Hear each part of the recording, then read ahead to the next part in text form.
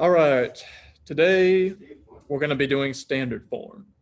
So at the top of your paper, go ahead and write standard form.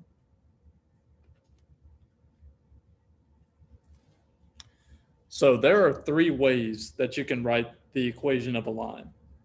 I'm going to show you all three of them today, but we're only going to be using two of them for the classwork. So the first way is called standard form.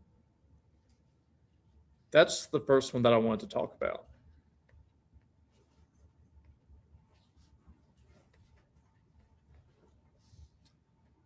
All right, so standard form, the way you write this is going to be AX plus BY is equal to C. So A, B, and C, those are all capital letters, but they're going to end up being numbers. And X and Y are just variables. So A, B, and C are all whole numbers.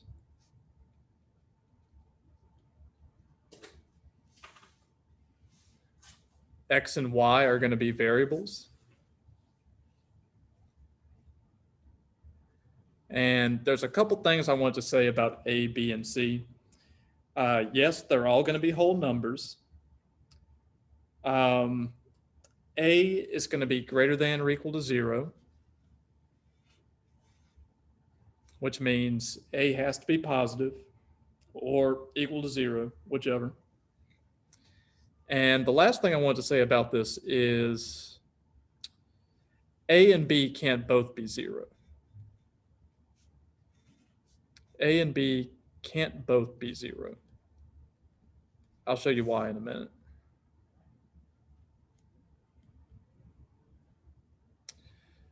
But basically, A, B, and C are going to be whole numbers. They can be negative or 0 or positive. A has to be positive. It could also be 0, but A and B can't both be 0. So the way that works is if they were both 0, you would have 0x plus 0y is equal to C. Let's say C is 4 for this example.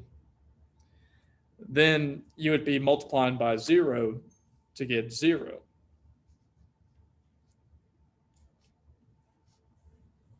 So that means 0 times x is going to be 0, 0 times y is going to be 0, and then 0 plus 0 is equal to 0. So I get 0 is equal to 4. And of course, that is false. So that's why they can't both be 0. So A could be 0, B could be 0, but not both of them. And we'll see that today when we go through the classwork. But this is called standard form. And I wanted to give you a couple examples of what that's going to look like.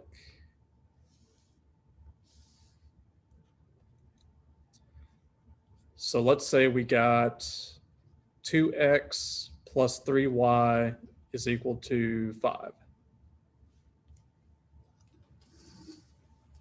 Notice how you have x and y on the same side.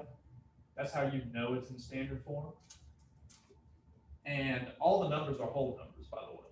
So your number in front of x, which is a, that's going to be 2. Your number in front of y, that's that capital B, right? That's going to be 3. And then c is 5. So they're all going to be whole numbers. And if they're not whole numbers, then we need to change them to be whole numbers. Another example would be 4x minus 6y is equal to -1. Notice how they're all still whole numbers. So 4 is a whole number, -6 is a whole number, right? Even though it's negative, and -1 is a whole number. So they're all going to be whole numbers.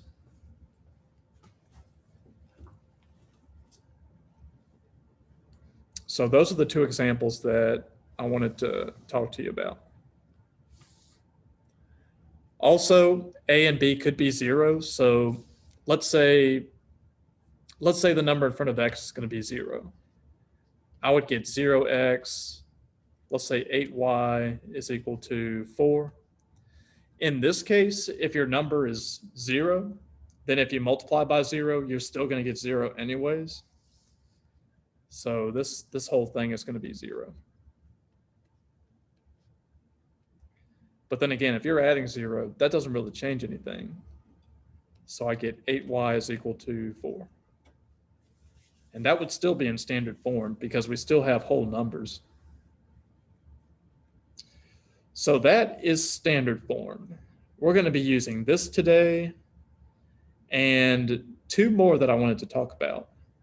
Slope-Intercept Form. Okay, so the next way we can write a line is called Slope-Intercept Form. And you've probably seen this before if you took Algebra 1. So Slope-Intercept Form is going to be y equals mx plus b. You've probably seen that before. X and y are going to be variables as usual. Your m is going to be your slope. M is going to be slope. And we learned how to find that last week.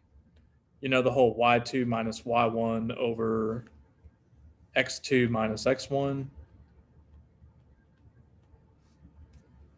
We're going to look at that a little bit more next week.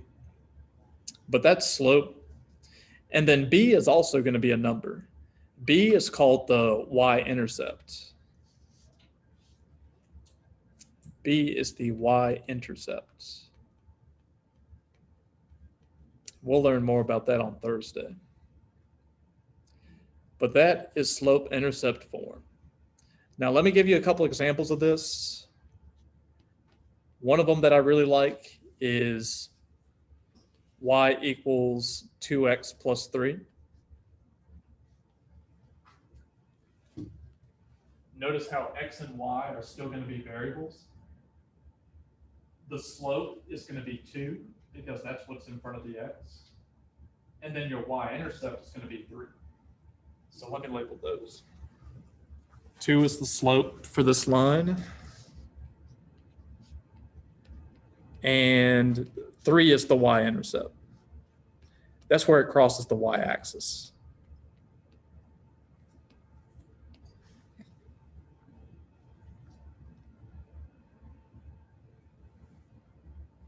Okay, that is slope-intercept form. We're going to be using this today a lot. And the last way to write a line is point-slope form. We're not going to be using this one today, but I'm going to get you to write it down anyway because eventually we are going to use it. Point-slope form.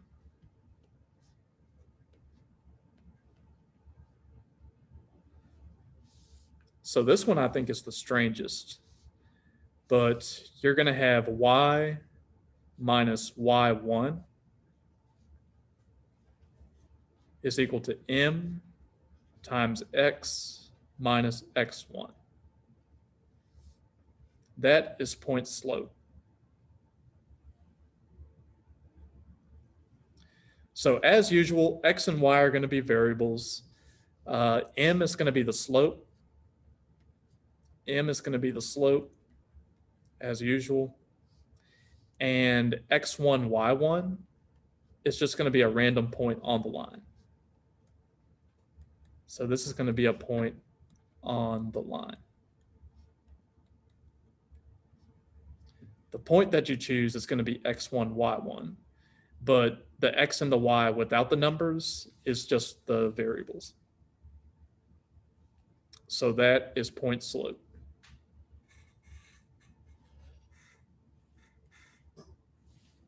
Okay, so what we're going to be doing today is we're going to be going back and forth between slope-intercept form and standard form.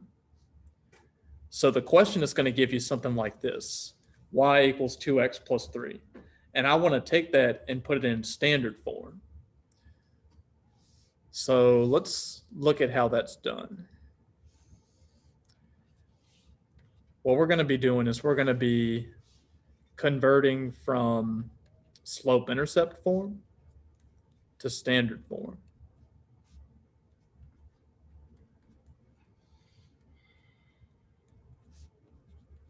Slope-intercept form to standard form.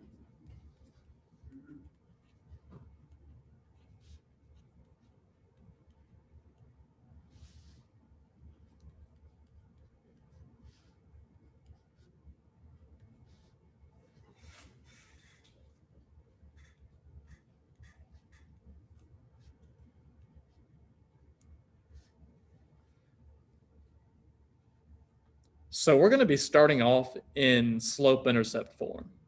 And you can kind of tell that it's in slope-intercept form because you got your slope right here, -1/4, and you've also got your y-intercept, which is 2.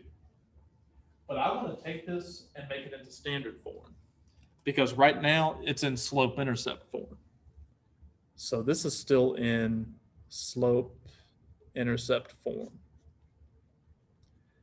What I want to do is I want to get it into standard form, which is going to be ax plus by is equal to c. You don't have to write that down. But what I want to do is I want to get x and y on the same side, usually the left side. So that means I've got to get this x term all the way over here to the left side. So how could I do that? What do you got to do? Subtract 2? Oh, no. Add. Add a 1/4. Yes, I'm going to add 1/4 x to both sides. So let me change my color to yellow. And I'm going to add 1/4 x to both sides.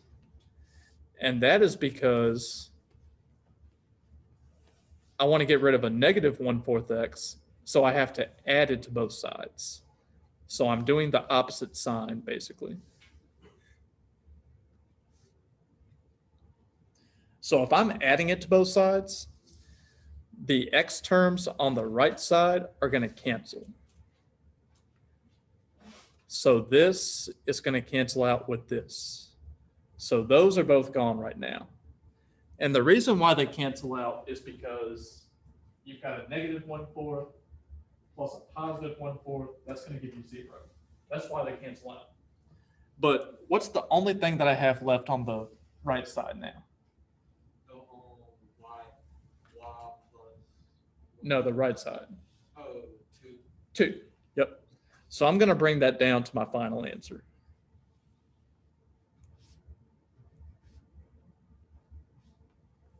Okay. But now on the left side, like you were saying, I've got that 1/4 x, which is positive, and I've also got a positive y. So now I've almost got it into standard form. Notice that x and y are on the same side now. That's good. That's what I want. But I need these to be whole numbers. Like I was telling you before, they all need to be whole numbers. So how can I get rid of this 1/4? I would have to multiply everything by what? 2. No, 4. 4. Yep. Because I'm always multiplying by the bottom of the fraction, the denominator. So let me circle that. We're going to multiply both sides by 4. And it's got to be both sides. Don't do it to one side and leave the other one unchanged. So I'm multiplying both sides by a +4. So what's going to happen over here? Notice how you have a 4 on the outside, but you have a 4 right here in the denominator. They're going to cross each other out because they're going to cancel. 4 divided by 4 is 1. So I'm left with whatever the numerator says. And the top of the fraction is 1. So I'm going to be left with a 1x. And then I've got to multiply the y by 4 to get 4y. So it's going to look like this. And then on the right side, I've got 2 times 4. What's that going to be? 8. Yep. So now I'm done. This is in standard form now. So I'm always trying to get x and y on the same side. if at all possible. And then I want to get rid of all the fractions that aren't whole numbers. So the 1/4, I had to get rid of that by multiplying by 4. Usually you're going to be multiplying by what's in the bottom of the fraction, this 4 right here. Okay? We're going to do 2 more like that, and then we're going to get to the classwork. Okay, let's try this one. Y equals, let's say 2x minus 3. Starting off, this is in slope-intercept form. You can tell because the slope is 2 and the y-intercept is -3. You got that y equals mx plus b going on. But what I want to do is I want to get this x term to this side. How could I do that? How would I get rid of this? You have to subtract 2x. Yes, subtract. Because it's already a +2, might as well subtract it so it'll be opposites.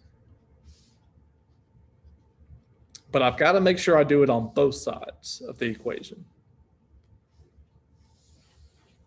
Okay. So check out the right side. I've got 2x minus 2x. So those are going to cancel out, leaving me only with a -3. Okay, so now the left side, the 2x is negative and the y is still positive. So I'm going to have -2x plus y. Okay, now there's one more thing I can do. I've got the whole numbers that I want. It's just I want to make this -2 into a +2. The -2 needs to become a +2. How can I make this into a +2? I would have to multiply both sides by. But a -2. I mean a +2. Yeah, I want to make this into a +2.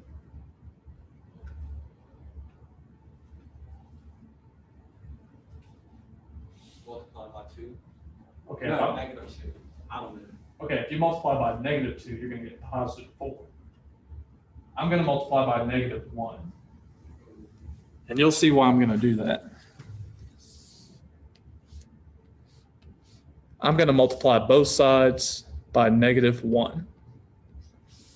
So over here and over here. So now, what's -1 times -2?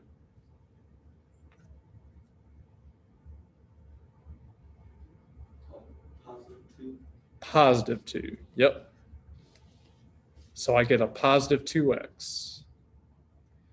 But the -1 is also going to multiply by the y to give me -y. On the right side, all my numbers are going to show up. So -3 times -1 is going to give me +3. Now it's in standard form. So basically, I want this number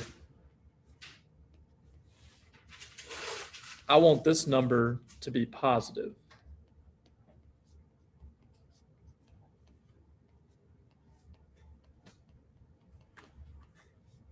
And we'll look at that a little bit more on the next example.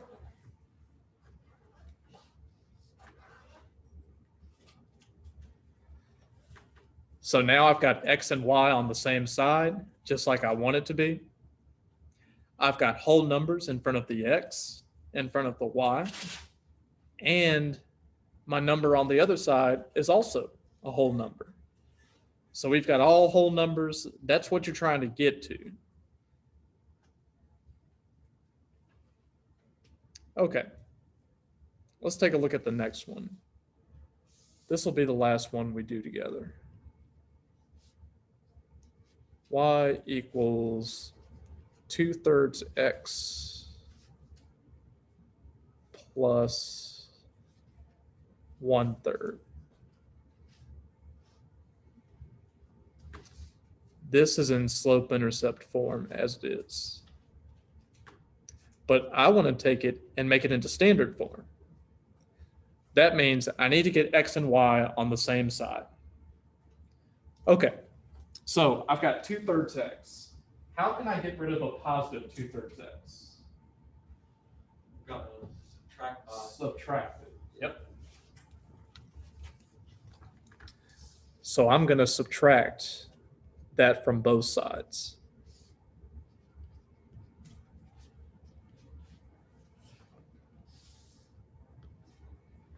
So what that's going to do is on the right side of the equation, the x terms are going to cancel out, just like they should. If they don't, we have a problem. And the only thing left on this side is going to be that 1/3 right there. 1/3. But then all the variables are going to show up on the left side just like we want. We got that negative 2/3 x and a positive y. So here's what that's going to look like. It's going to look like negative 2/3 x plus y. Okay, so I've almost got it into standard form. Almost. And I say that because I need to get rid of this fraction right here. Because all these fractions need to become whole numbers. So I'm going to multiply by what?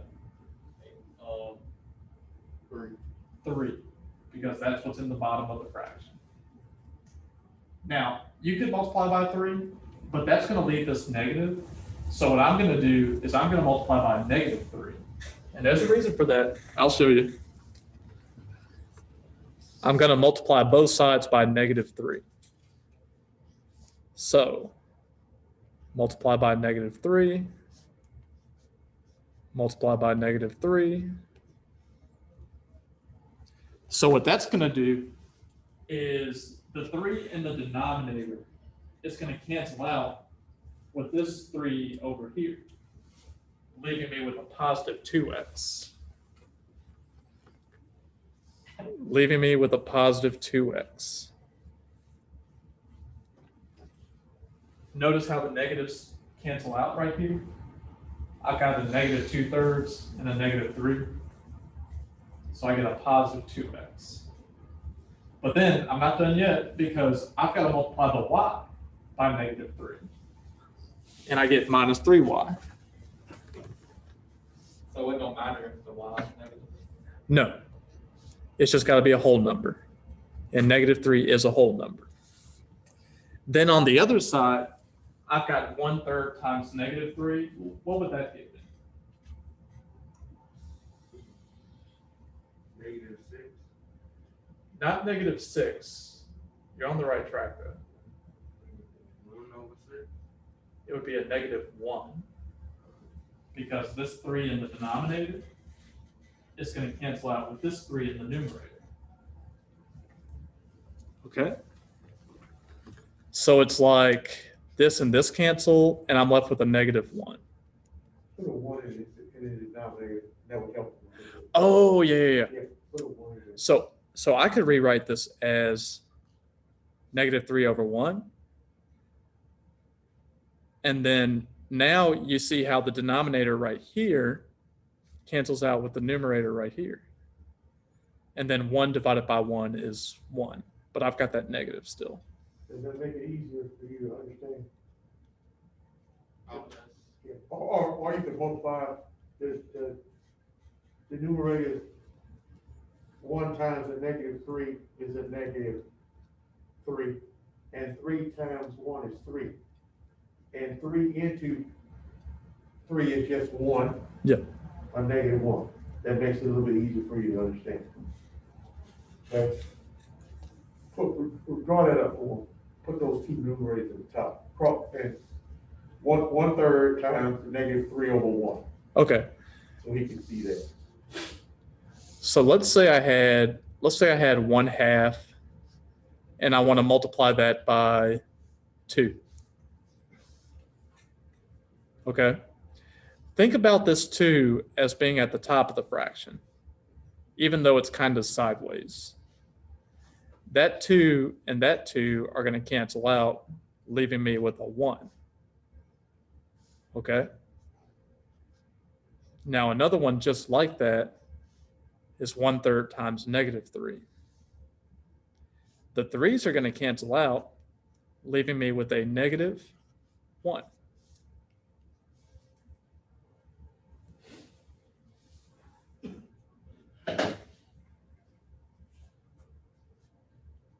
And then one more for you to look at. If I have 1/5 times 10, I know that 10 can be thought of as being at the top of the fraction. So 10 divided by 5 is going to be 2.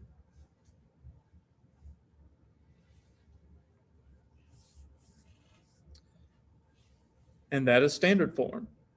So today we learned how to go from slope-intercept to standard form. And then next week, we're going to do the opposite way. We're going to start off in standard form and end up in slope-intercept form. Okay. Thank you so much for watching.